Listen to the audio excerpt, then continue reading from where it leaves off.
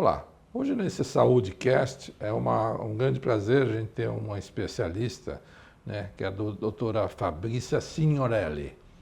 É uma psiquiatra que tem um grande envolvimento no setor de psiquiatria infantil aí do Departamento de Psiquiatria da Escola Paulista de Medicina, aqui no CAISP, né? Principalmente no programa de atenção à primeira infância. E, além disso, ela tem um envolvimento com o Departamento de Neurologia, onde ela atende pessoas com transtorno, déficit de atenção e hiperatividade no adulto.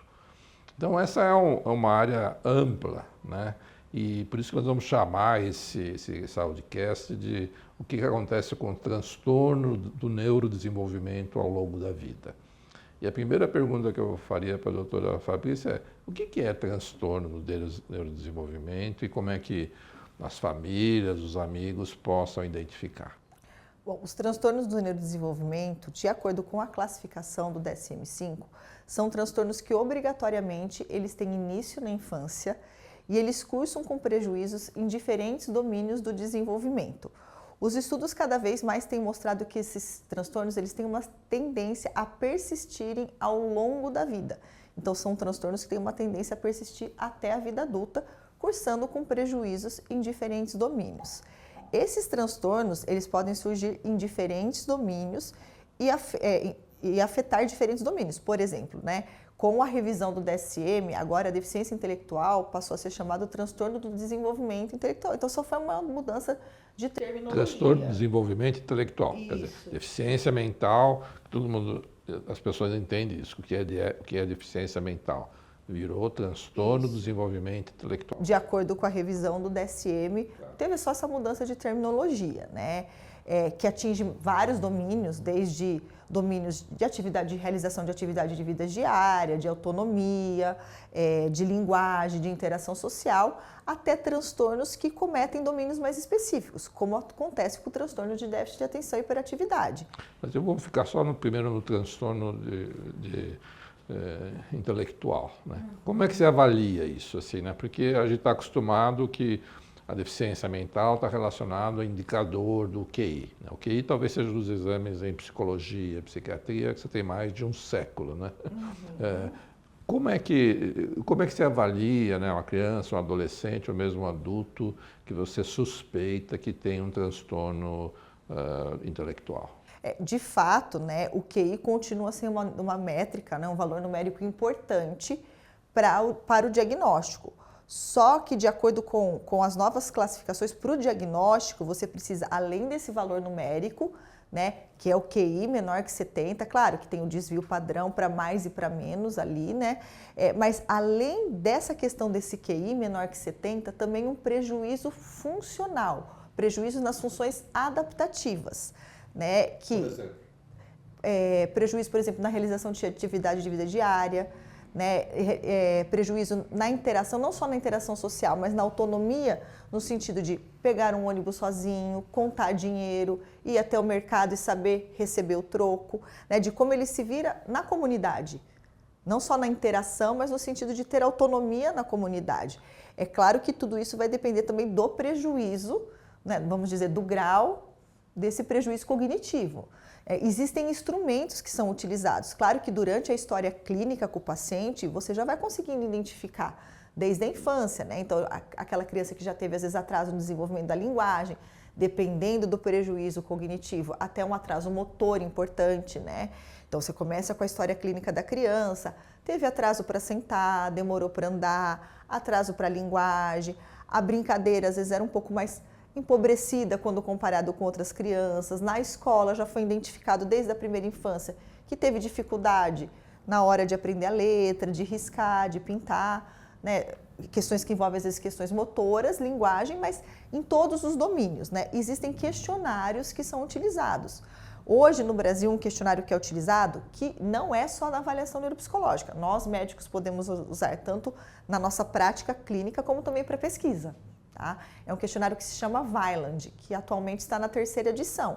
Então, ele vai avaliar todos esses domínios, desde linguagem receptiva, o que o indivíduo ele entende quando fala com ele, o que ele se expressa através da linguagem, e a escrita e a leitura. Ele sabe ler? Ele entende o que ele está lendo? Ele consegue interpretar um texto? Ele consegue escrever, né, e se expressar através da escrita?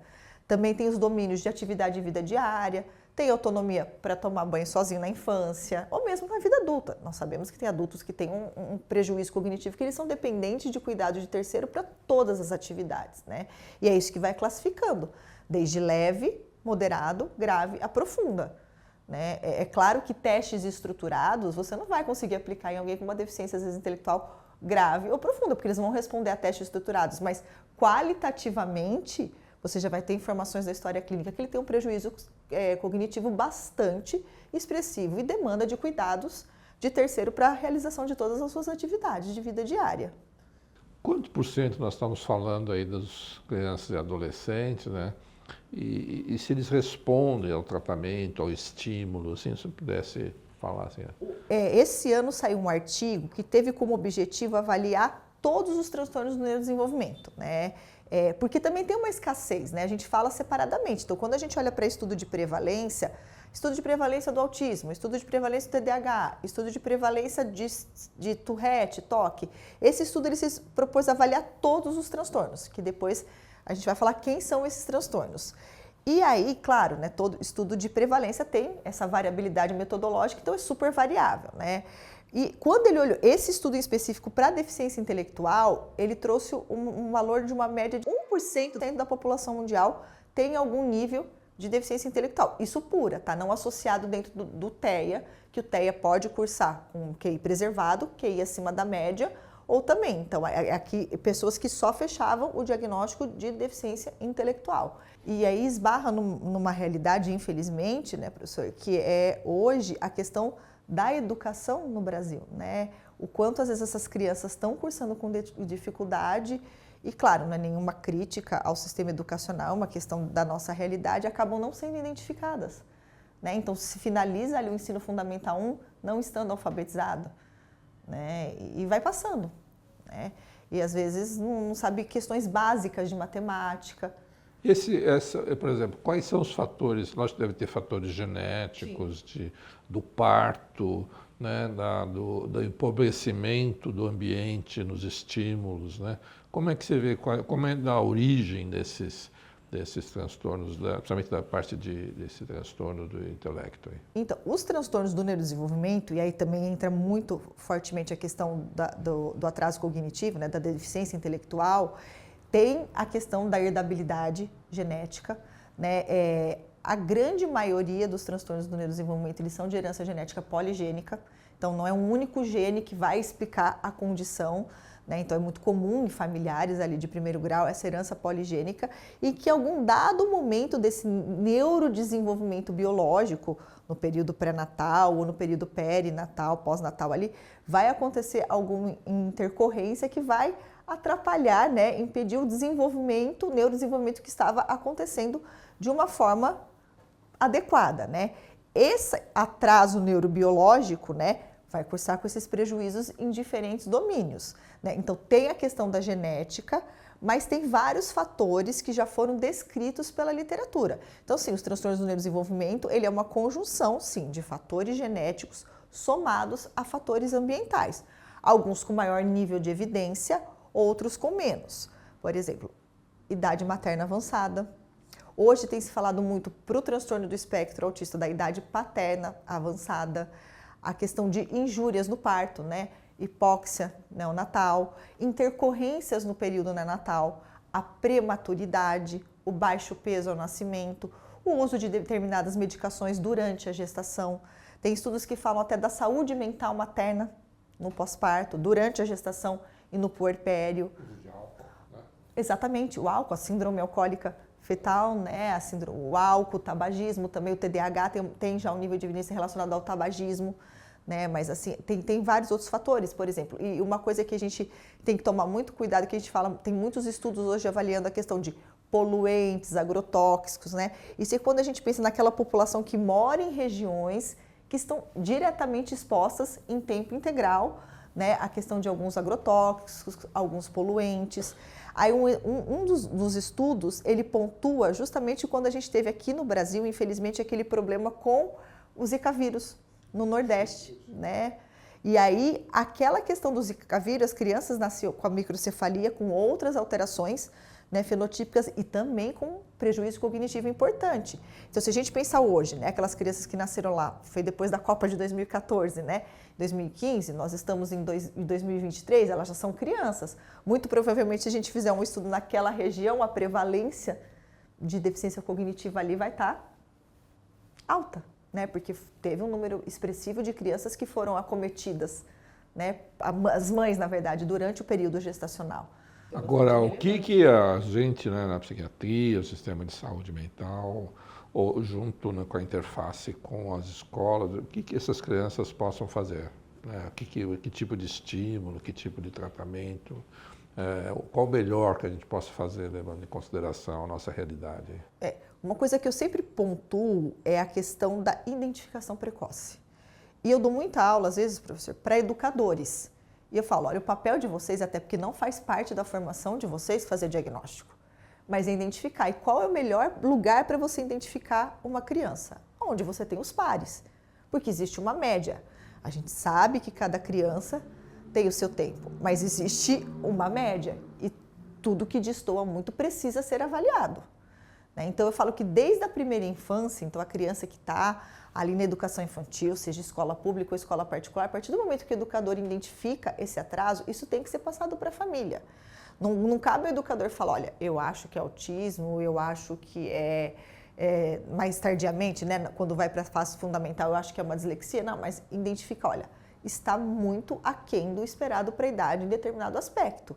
Né? E a intervenção precoce faz muita diferença na vida das crianças.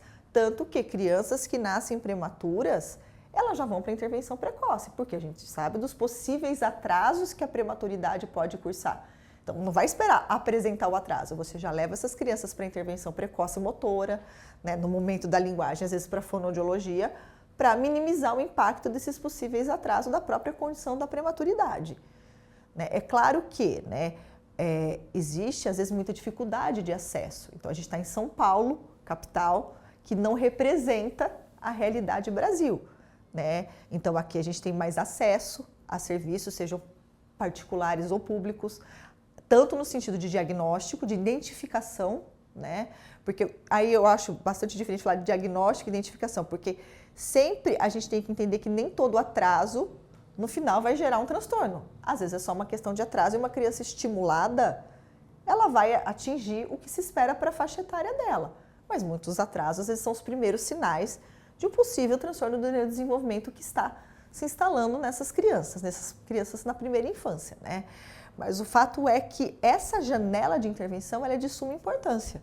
Né? Então, pegar ali na primeira infância é o melhor momento. É claro, tem um transtorno do neurodesenvolvimento que são os transtornos específicos de aprendizagem, que eles não são diagnosticados na primeira infância. Por quê? Porque é o momento que a criança vai para a educação, né, que a gente chama hoje de ensino fundamental 1. Então, é aí quando ela começa a ter problemas na alfabetização, na matemática, na escrita, né, na leitura. Existem estudos que falam, e a gente vê na prática clínica, que às vezes na história retrospectiva essas crianças já tiveram um atraso de linguagem. Mas esse diagnóstico efetivo de transtornos de aprendizagem, eles vão ser feitos na fase do ensino fundamental. Né? Mas também, identificou um atraso, independente depois se vai fechar ou não dislexia ou descalculia, já procura, né, um suporte pedagógico, já procura, né, uma professora particular, enfim, né, a gente sabe da dificuldade, às vezes, de serviços de intervenção. Né? Então, a gente esbarra em dois problemas, que é a questão de serviços para o diagnóstico e, a partir do diagnóstico, para o acompanhamento. Mas, pensando no que seria o ideal, no modelo ideal, seria esse. Então, doutora Fabrícia, como é que muito se fala sobre autismo, né? Tem um nome mais oficial que é transtorno do espectro do autismo, né? Gostaria que você pudesse falar o que é isso, por que ampliou muito a percepção social, o número de pessoas com esse diagnóstico, né? Se você pudesse explicar para quem está nos ouvindo o que é isso e como é que a gente possa identificar essas pessoas. Bom, vamos lá. Com o DSM-5, ele passou a ser classificado, realmente passou a receber a nomenclatura de transtorno do espectro autista. E aí, esse diagnóstico ele se divide em 2 grupos de sintomas. Então, os sintomas que cursam com prejuízo da interação e da comunicação social, e o outro grupo de sintomas que está relacionado à questão de comportamentos, interesses, falas, né, interesses restritos, comportamentos e padrões de repetitivo, inflexibilidade à mudança de rotina. Então, esse é o grupo B de sintoma.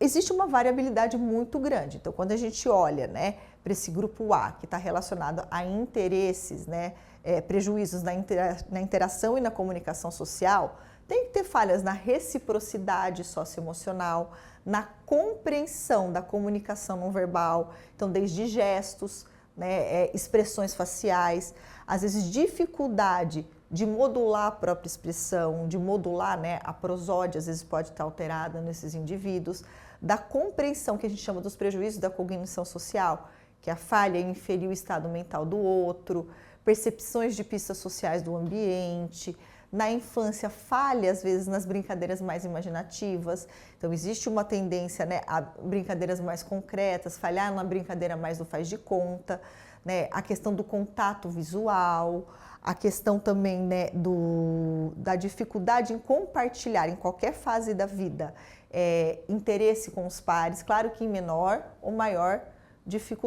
comprometimento, né? E também a questão de iniciar, manter e compreender os relacionamentos, porque entra muito nos prejuízos da cognição social. Então, esses são os critérios do grupo A.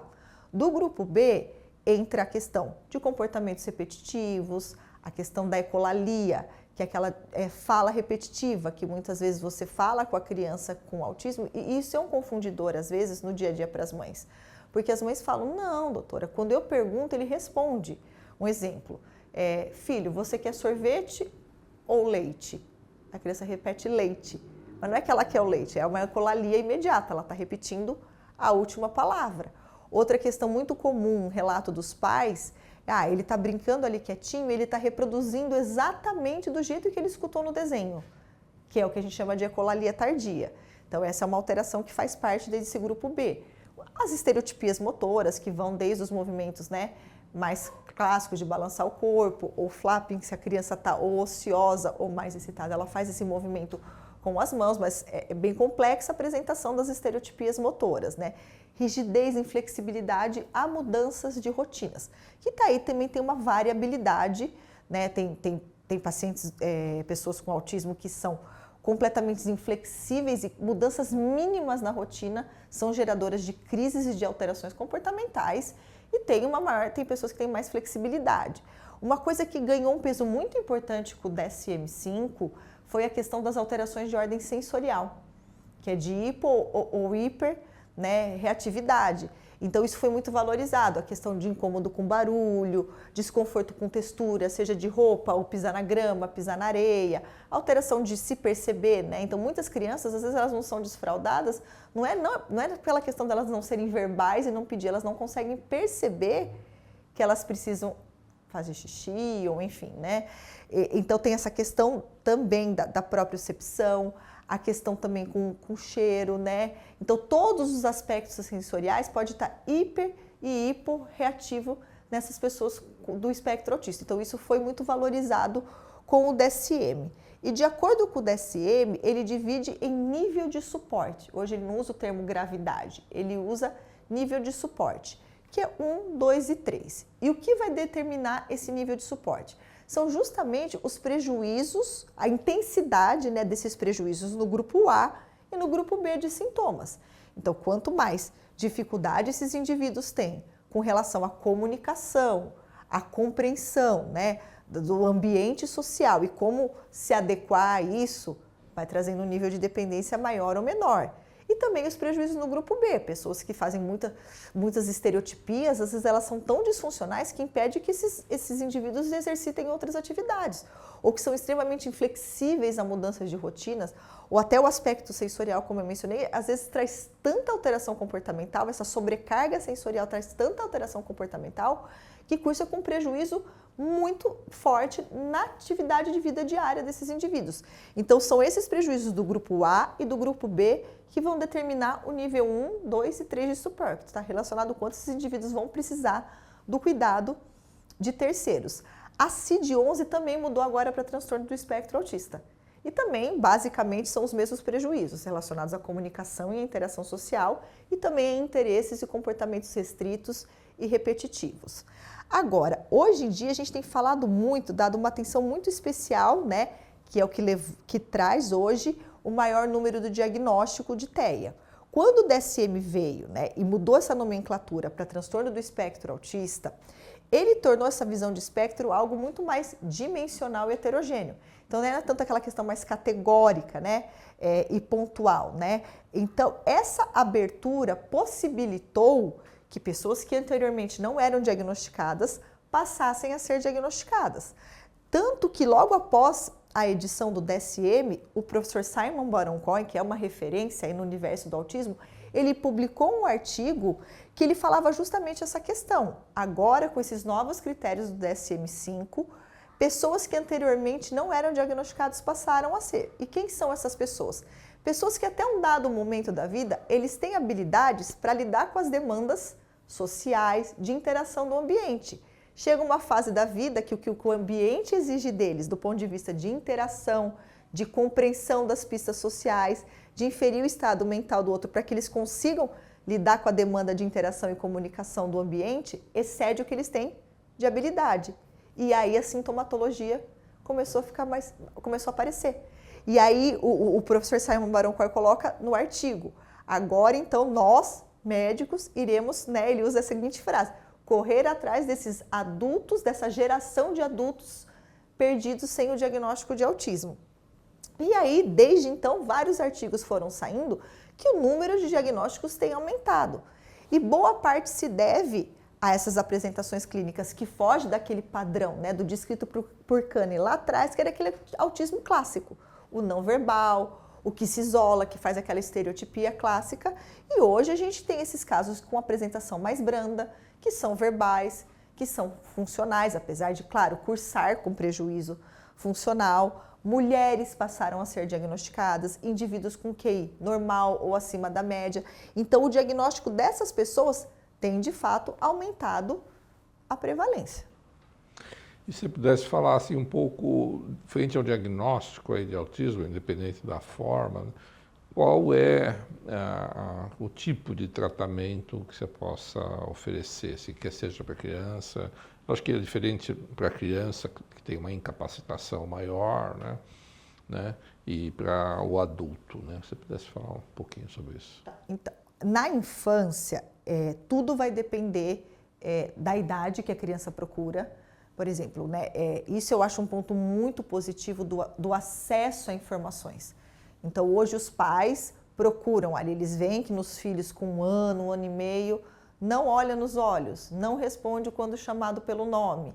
Automaticamente vai aparecer no Google ali a ideia do autismo, né? E os pais começam a buscar leituras, muitas fontes com confiabilidade, como tudo na internet. Aqui não é uma crítica com relação à colocação disso, como tudo na internet. A gente sabe, tem informação com grau de confiabilidade e outras, infelizmente, não. Mas o fato isso que né, leva ali, acende alguma coisa ali nos pais que eles vão buscar essa avaliação, né? A gente fala muito da questão da intervenção precoce. Então, às vezes, chega no consultório, até porque a criança muito pequena, às vezes ali com menos de 12 meses, ela pode já apresentar alguns sinais sugestivos, mas às vezes não forte o suficiente para você fechar o diagnóstico. Você não vai pedir para a família voltar daqui a um ano, você já vai para a intervenção. O que está aquém do esperado? É a questão da interação. Vamos estimular essa criança. Se daqui 6 meses, um ano voltar para a avaliação e estiver tudo bem, melhor. Se a gente fechar com 18 meses, 24 meses, ela já está em intervenção. Então, a gente fala muito dessa questão da intervenção precoce, até por conta da neuroplasticidade. É a melhor fase para a gente colocar as crianças em intervenção. E como é que funciona essa intervenção na primeira infância? Supondo que a gente chegue ao diagnóstico de autismo na primeira infância. Tudo vai depender aonde essa criança tem mais prejuízos. A gente trabalha, assim, com a proposta de equipe multidisciplinar, que envolve terapias, e o que tem nível de evidência são terapias de ordem comportamental, não necessariamente só, a gente fala muito do ABA, né, que é análise do comportamento aplicada, não necessariamente só o ABA. O ABA tem vários estudos que mostram o nível de evidência nos guidelines de intervenção para TEA, ele está como uma intervenção com nível de evidência, mas o ABA sozinho ele não consegue dar conta de toda a demanda. Então a intervenção fonoaudiológica, e aí a ideia não é trabalhar só a fala, é trabalhar a comunicação dessas crianças, né? A questão de compreender o que está sendo ouvido, né? A compreender os gestos, a intenção comunicativa que está prejudicada nessas crianças, né? E uma coisa que eu acho muito importante pontuar aqui quando a gente fala a questão do autismo, né, e da linguagem, a principal área da comunicação que está prejudicada em indivíduos com TEA, né, quando a gente olha para o autismo como um todo, é a pragmática, que é o uso funcional. Porque tem crianças, adolescentes e adultos com TEA que falam, e falam muito. E eles buscam o outro para conversar. Só que não tem a reciprocidade. Eles vão chegar, começar a falar de um assunto que é só de interesse deles, eles não vão conseguir perceber pelas dificuldades da cognição social que aquilo não está interessante, ele não vai captar as pistas sociais do ambiente, e ele sai falando sobre aquele tópico de interesse, né? Não tem troca, né? Então pode ter autista, esse autista precisa ir para a fonoaudiologia?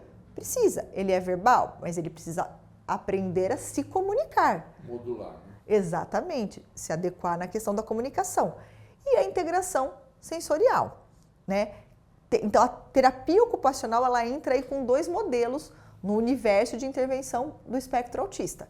Tanto para trabalhar a autonomia, a realização de atividades de vida diárias, e nesse modelo da integração sensorial, que agora já nos guidelines atuais já traz um nível de evidência de eficácia, que é para melhorar essas desregulações sensoriais, né? Agora, a quantidade de horas e o número de horas que cada criança vai fazer vai depender aonde ela está demandando mais. Então, o plano terapêutico, ele é completamente variado. Não existe um plano terapêutico que se instala e vai permanecer o mesmo, porque vão mudando as demandas ao longo dos anos dessa criança. Tá? Então, teoricamente é isso. Quando a gente fecha já de adolescente e adulto, né, que chegou sem o diagnóstico, algumas habilidades ele tem. Então, muitas vezes o que ele precisa é o que a gente chama de treino de habilidade social, que está dentro do modelo da terapia cognitiva comportamental. Então, é ajudar esse adulto a perceber melhor as pistas sociais do ambiente, né, fazer uma leitura, né, melhor do que aquela situação desperta de emoção, que é uma dificuldade, né, compreender as próprias emoções e sentimentos. Então, aí, às vezes, a terapia comportamental já é suficiente para dar conta ali da demanda da intervenção desses indivíduos. Assim, em termos de medicação, né, a gente ouve às vezes muito na mídia, né, tal medicação, ou que derivados da maconha é bom para o autismo, né? Eu quase caio da cadeira quando eu escuto isso. Quase por isso caímos juntos. Né? Então eu fico, né, e até estudei, né, não tem evidência nenhuma, né, mas não é, eu queria ouvir de você, no geral, né, que se tem algum benefício de medicação para o transtorno de autismo. Né? Então, até o atual momento, não existe nenhuma medicação para tratar os sintomas centrais do autismo. O autismo cursa, assim, com muitas alterações comportamentais.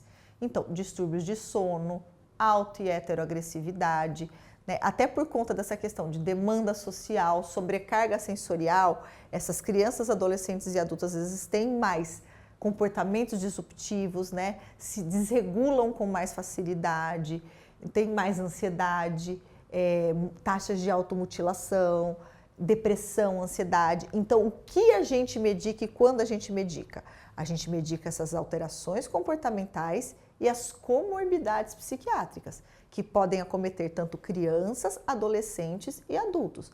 Agora, até o atual momento, para tratar os sintomas centrais do TEA, não existe uma medicação, nem aprovada pelo FDA, nem pela Anvisa, que mostre que, de fato, traga uma melhora. São as intervenções comportamentais. Doutora Fabrícia, a gente ouve falar muito, né, do transtorno déficit de atenção e hiperatividade.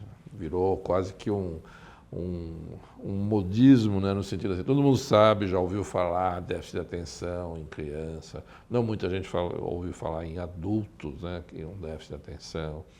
Eu queria que você pudesse falar o que é o transtorno de déficit de atenção e hiperatividade, como se manifesta na infância, e pudesse falar um pouco mais sobre qual é que o adulto com déficit de atenção e o que a gente possa fazer.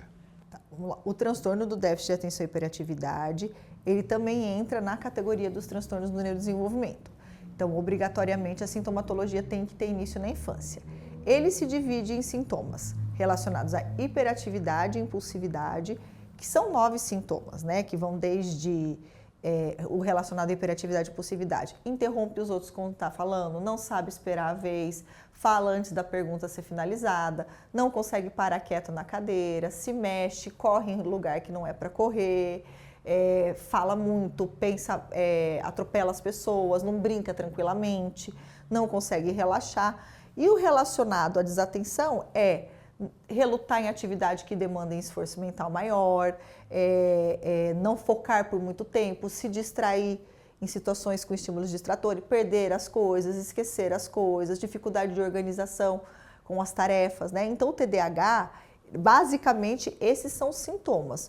Uma coisa que eu acho sempre muito importante falar sobre o TDAH, especialmente na avaliação, então quando a gente está ali falando, né, no consultório, a gente vai explicando para os pacientes, mas quando a gente está ali conversando com os residentes no ambulatório, é que a gente tem que avaliar esses sintomas centrais, mas o TDAH ele vem acompanhado com outras alterações. É muito comum no TDAH, quase regra, as disfunções executivas. Né? O que são essas funções executivas? Como o próprio nome diz, é a capacidade de organização, planejamento e realização de tarefas. Né? Elas falham muito em pessoas com TDAH. Então, não é incomum a questão de se desorganiza, não consegue planejar, até planeja, mas na hora de executar gerencia mal o tempo, não consegue priorizar. Então, essas disfunções executivas estão muito presentes em indivíduos com TDAH. Às vezes, a comunicação desses indivíduos também pode estar prejudicada. Então, a narrativa. Às vezes, são indivíduos, tanto criança, adolescente e adulto, que a resposta é só sim ou não, porque a ideia de elaborar uma narrativa mais detalhada demanda, né, muito planejamento, eles têm dificuldade, ou às vezes é aquela narrativa absolutamente prolixa. Você pergunta, o que você fez ontem? Aí ele vai contar toda uma história e vai perguntar para você, o que você me perguntou mesmo? Então, tem estudos que falam da questão da linguagem e também até da comunicação social.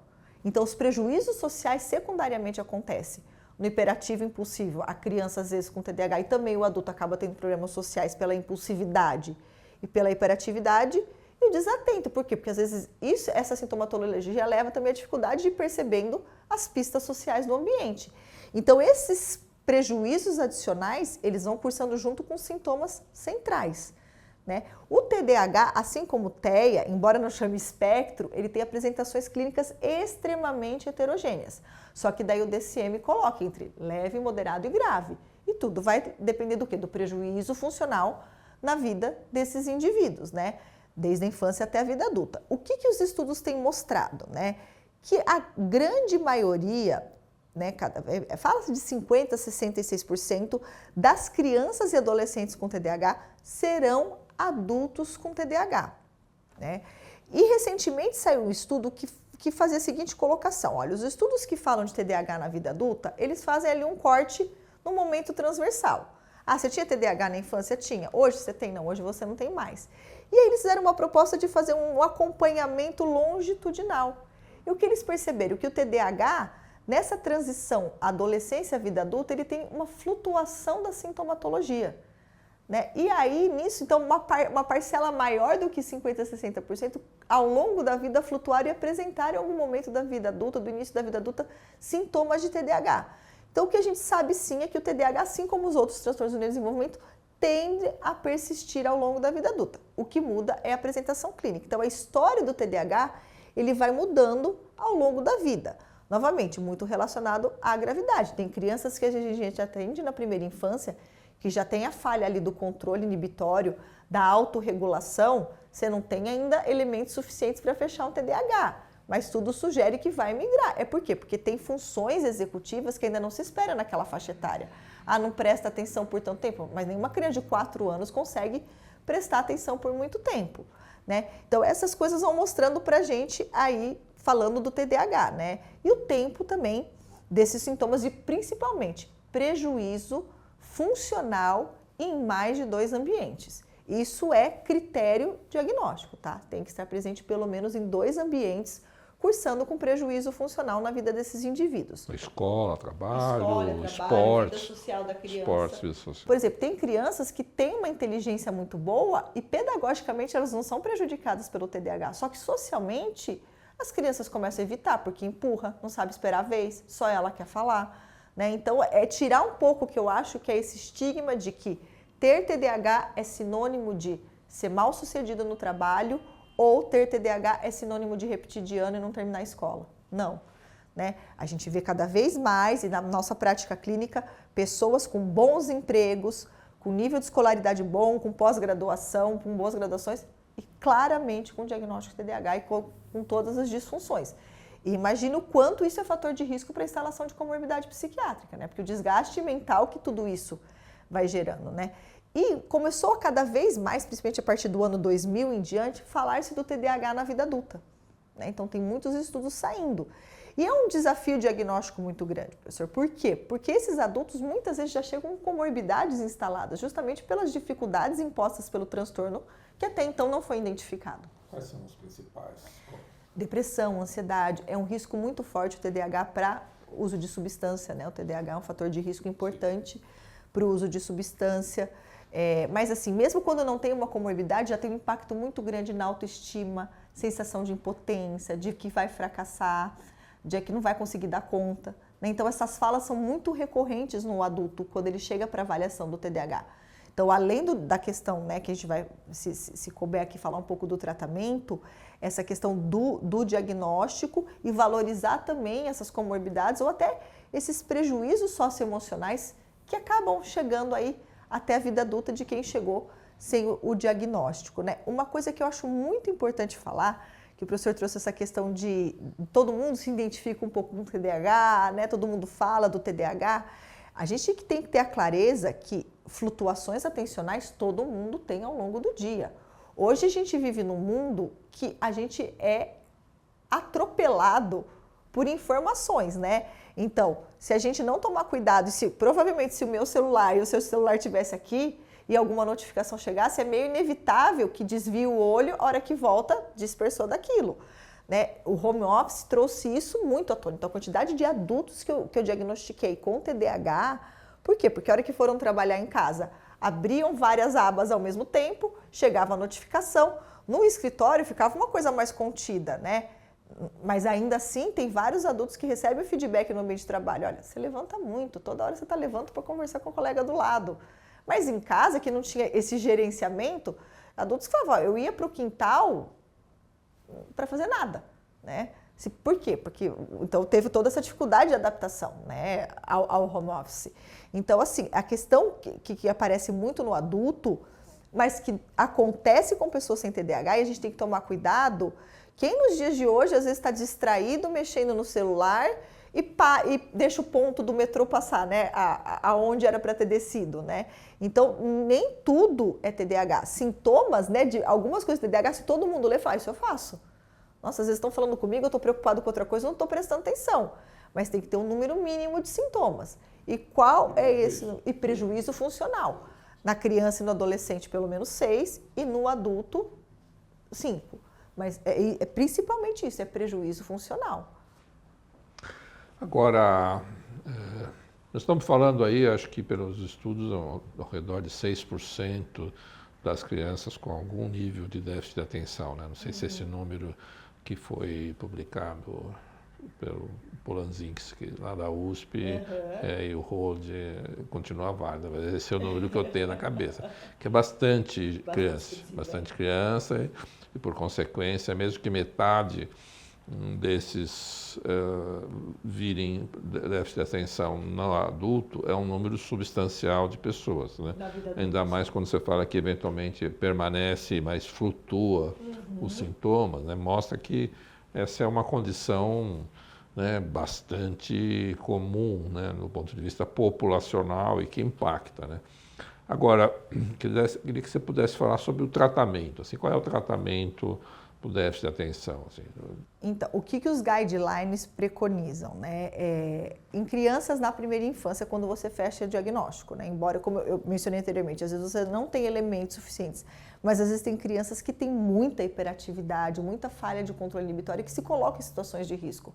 Na primeira infância, você deve evitar ao máximo a intervenção. Você começa com terapia e orientação parental. Mas o ambiente, exatamente, adequando o ambiente.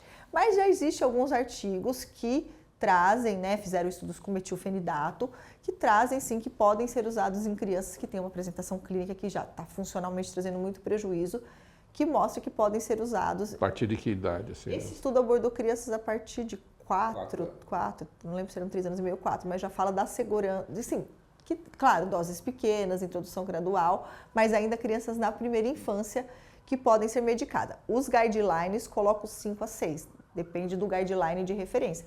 Os principais que a gente acaba usando como referência são do Reino Unido e o canadense, tá? Para o TDAH.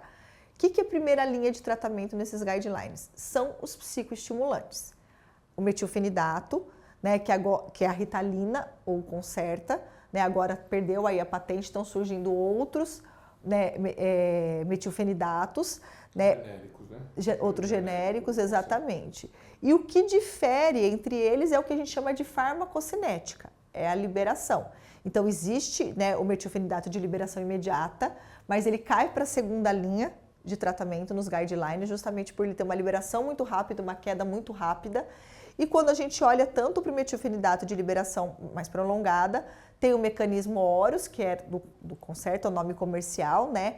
Que ele é mais linear, e aí existe também a Ritalina LA, que ele faz 2 momentos de liberação, então 50% nas primeiras 4 horas e 50% nas 4 horas posteriores. Com relação ao outro que é a primeira linha, que aqui no Brasil a gente só tem uma molécula que se chama lisdexanfetamina, que é o Venvance, né? Mas fora do Brasil a gente tem outros derivados anfetamínicos que entram como primeira linha.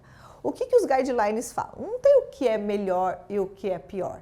Eles propõem que você tente, 5 semanas não respondeu, tenta outro. 5 semanas não respondeu, tenta outro, né? Primeira linha seria o Concerta, o primeiro, o de liberação lenta. Dentro do metilfenidato de liberação prolongada, tanto a Ritalina LA quanto o Concerta, os dois entram como primeira linha.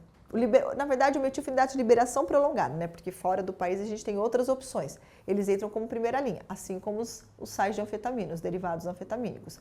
Eles são primeira linha em todos os guidelines. Agora, o que acontece? Existe espaço para as medicações, né? E a gente está chegando no Brasil agora com a atomoxetina, né? E está sendo muito esperada, que a gente fala fora do Brasil, há quase 2 décadas aí já tem, né? E aonde ela entra? Em pacientes que não toleram e não se adaptam ao psicoestimulante, que é uma parcela expressiva de indivíduos com TDAH. Sim. Né? Por exemplo, paciente com maior potencial, principalmente quando você medica TDAH em universitários, né? Risco de potencial de abuso, né? Então aí a atomoxetina pela área, né? Pensando um pouco mais de farmacodinâmica que atua, não tem tanto essa questão do potencial, né, de abuso, a questão crianças, porque os transtornos do neurodesenvolvimento também é comum que eles andem comórbidos. O psicoestimulante pode exacerbar tique, né, tique motor, tique vocal, a atomoxetina não. Né? Indivíduos com autismo, o que o estudo responde? Porque é muito comum a comorbidade autismo TDAH. 50% a responder mal ao psicoestimulante. Os estudos têm mostrado bons resultados com a atomoxetina. Então, embora nos guidelines, porque o tamanho de efeito do tratamento é menor quando comparado, tem um perfil que vai se beneficiar muito com a vinda dessa nova molécula para o Brasil. Quer dizer, a pessoa que começa a tomar lá na infância, a tendência de tomar por vários anos, né? Sempre é uma questão que as famílias perguntam, vai tomar para o resto da vida? Eu acho que é a pergunta clássica. Mas eu queria ouvir a sua opinião, né? Quanto tempo nós estamos falando? Então, existe muito essa variabilidade, né, e a resposta ao tratamento, né? Por isso que a gente sempre fala da importância também da intervenção não farmacológica, que é a terapia cognitiva comportamental, né? Com a busca justamente de treinar essas disfunções executivas, desenvolver estratégias para que esse indivíduo consiga, né, driblar, né? Manejar essas dificuldades que eles têm desde pequeno, né? E o TDAH, a questão da medicação, depende muito do momento da demanda. Então pode ser um dado momento, seja na infância, na adolescência, que o adulto está bem adaptado, né? Tem toda uma rede de apoio, a escola, ele está indo bem e vamos ficar um período sem medicação. Bom, terminou o Fundamental 2, vai para o médio, aumento de demanda. Aí a coisa começou a ficar muito difícil de gerenciar, volta a medicação. Então é o que eu sempre falo, ter TDAH não é sinônimo de sempre ter que usar a medicação. Pode ser que em dado momento da vida o indivíduo esteja bem adaptado às demandas e funcionalmente bem, que ele possa ficar um período sem o tratamento farmacológico. Acho que a gente sabe, né? Eu acho que talvez eu queria ouvir a sua opinião, né? Da importância, né? Da medicação, né? Porque alguns transtornos do desenvolvimento, como você mesmo falou em outros, a medicação não é a chave, né? Não é o principal elemento. Né? No déficit de atenção, né? Pelo que eu entendo, ele é a chave. Né? Então, eu queria que você pudesse falar um pouco mais sobre isso. E, além da medicação, né, você falou, né, tem cursa junto com o transtorno do déficit de execução, né, de organização, de planejamento, né, que às vezes a medicação melhora, mas não muito, esse tipo de sintomas. Né? O que a gente possa fazer para melhorar esses sintomas que acaba comprometendo a vida da pessoa? A medicação não resolve todos os sintomas. Né? Exato. E por isso que os estudos que mostram que os pacientes que foram submetidos à intervenção farmacológica associado às terapias comportamentais, que são essas que têm nível de evidência, foram os que efetivamente tiveram uma melhora mais expressiva. Né? E a terapia ela tem muito esse foco nesse treino dessas disfunções executivas, né? Eu coloco de uma forma assim, né, para que fique claro para os pacientes, eu falo assim, é que como se fosse reabilitar, né? Vamos dizer que vai ensinar o teu cérebro, vai te dar estratégias a coisas que a vida inteira o seu cérebro não conseguiu fazer sozinho, né? E também esse protocolo ele é extremamente abrangente, porque às vezes os pacientes eles questionam assim, nossa, já tentei agenda de tudo quanto é jeito, não vi que funciona. Tá, então talvez a agenda para você não seja a melhor estratégia para você organizar a sua tarefa. Então não é uma coisa que funciona para um, vai funcionar para todo mundo. Na minha equipe a gente chama isso de reabilitação cognitiva. É reabilitação cognitiva, é treinamento. Esse treinamento, né? A ideia é essa e traz resultados bastante expressivos. É que é um processo mais moroso, né? Porque a melhora da sintomatologia desatencional farmacologicamente ela é muito rápida. Às vezes, criança no Fundamental 1, no primeiro mês de medicação, quando tolera bem, quando não tem efeitos colaterais mais expressivos, já percebe, nossa, eu estou prestando mais atenção. Então, a letra melhora. Agora, no adulto, que essas disfunções executivas ficam mais evidentes, porque ele percebe melhor isso, aí é um processo um pouco mais moroso. Então, eles voltam percebendo que eles estão mais atentos, eles sentam para ficar, eles ficam mais tempo focados na tela, né, para menos mas o gerenciamento de tempo ainda continua muito ruim, né, a questão de priorização de tarefas, isso é essa reabilitação que vai ajudá-los. Eu acho que o que está acontecendo dessa atenção, quer dizer, se tornou um diagnóstico tão comum, né, e o acesso às medicações ficaram tão fáceis, né, que tem gente que precisa tomar medicação e não toma. Né? Alguns estudos americanos mostram que metade das pessoas que precisariam tomar medicação não toma. E você tem um grupo de pessoas que não precisaria tomar medicação e tem acesso aos estimulantes para ir bem na prova ou para ter um chance na festa. Como é que você vê esse mundo assim, desse mercado dos psicoestimulantes? Assim? É algo muito preocupante. Né, nesses dois exemplos, tanto na questão do que a gente chama de uso recreativo, né, como também essa questão dessa busca dessa melhora de performance. Né, esse ano foi até capa da Veja São Paulo, né, usou o termo lá, os Faria Limers, que são essas pessoas que trabalham, seja no mercado financeiro ou trabalhos de alta performance, que buscam o tempo inteiro estar ali funcionando e vão fazendo uso de psicoestimulante para ter uma maior produtividade, né? E tão preocupante quanto é esse uso recreativo, né? Eu acho que isso, para nós profissionais de saúde, traz muita preocupação na nossa prática clínica. Por quê? Porque quando a gente vai prescrever, essas moléculas acabam estigmatizadas. Especialmente quando você está falando de prescrever para criança e adolescente. É como o professor mesmo pontuou. A primeira pergunta que os pais fazem, mas por quanto tempo vai precisar desse remédio, né? Então, a gente tem que ter sempre esse cuidado. Não é só infância e adolescência. Trabalhar com saúde mental, ou melhor, prescrever psicotrópico é sempre um trabalho muito delicado. Quantas pessoas relutam a ir a um psiquiatra pela questão da medicação, né? Eu não quero usar medicação. Então, a gente trabalha com um perfil de medicações que tem já vários estigmas. Eu vou precisar desse remédio para sempre, eu nunca mais vou parar, né? Imagina quando a gente está falando de medicar crianças e adolescentes. E aí a gente vê esses usos, essas histórias que vão aparecendo, né? Ah, porque fiquei dependente da lisdexanfetamina. Mas você usou por conta. Quem falou para você usar 10 comprimidos por dia? Né? Os estudos já mostram, tem uma robustez de literatura científica que já fala da segurança, da tolerabilidade e da eficácia de psicoestimulantes, seja em crianças e adolescentes e em adultos. Agora, o que nos preocupa na prática clínica é que esses usos indevidos vão estigmatizando moléculas que estão aí nos guidelines, são eficazes, são seguras, são bem toleradas, né? E tem estudos que mostram, né, quando você faz testes estruturados de desempenho de tarefas, para quem não tem o TDAH não tem benefício. A utilização. Isso é importante, né? Quer dizer, os Faria Limers da vida que tem uma alta demanda, ele não vai ficar com uma alta capacidade porque toma... Agora é que ele vai ficar mais acelerado. A impressão que eu tenho assim, né, vindo da área de cocaína, é que nem o efeito da cocaína, fica mais acelerado, mas a função executiva, a capacidade de decisão, o planejamento não fica melhor. Pode até piorar, né? Tem um estudo que ele mostra justamente um gráfico, se você ultrapassa ali, vamos dizer, a necessidade, você pode até piorar no sentido de capacidade de decisão, tomada de decisão, flexibilidade cognitiva, todas essas funções pode até piorar, né? E o principal risco disso é que não tem uma avaliação médica. Então a gente usa, aí falando até de prescrição, o que não é indicação. A lisdexanfetamina é uma molécula aprovada pelo FDA para tratamento do TDAH e do transtorno de compulsão alimentar e pela Anvisa também. É a única molécula que é aprovada para o transtorno da compulsão alimentar. Só que quantas histórias a gente já escutou sendo prescrita para perda de peso? Não é essa a indicação.